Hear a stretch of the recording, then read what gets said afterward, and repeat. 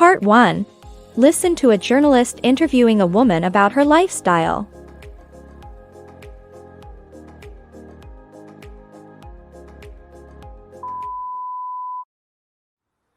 In this week's edition of Life Changes, I'm talking to Sandra Smith.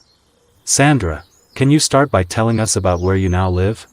Your cottage is absolutely beautiful. Thank you. We've been living here for 10 years now, but the cottage didn't look anything like this when we first moved in. As you can see from this photo, it was very small and dark. And that first winter was absolutely freezing.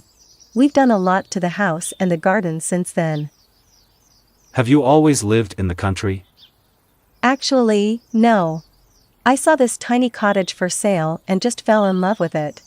My husband and I left our jobs with good salaries and our warm house in the city, and moved down here.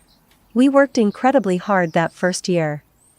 Here's another photo of us after a long day, in our filthy clothes, looking absolutely exhausted.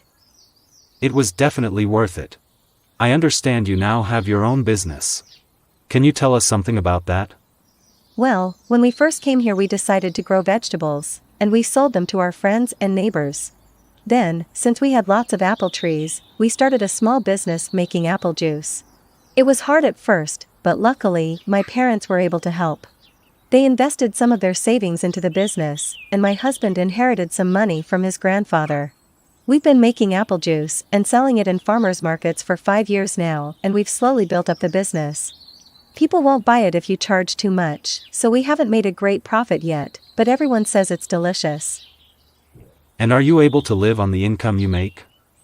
As you can probably imagine, we don't earn very much, and we still owe the bank a lot of money, but it's a fantastic life in many ways. We haven't been able to afford expensive vacations, but I'm positive our children have had a very happy childhood here.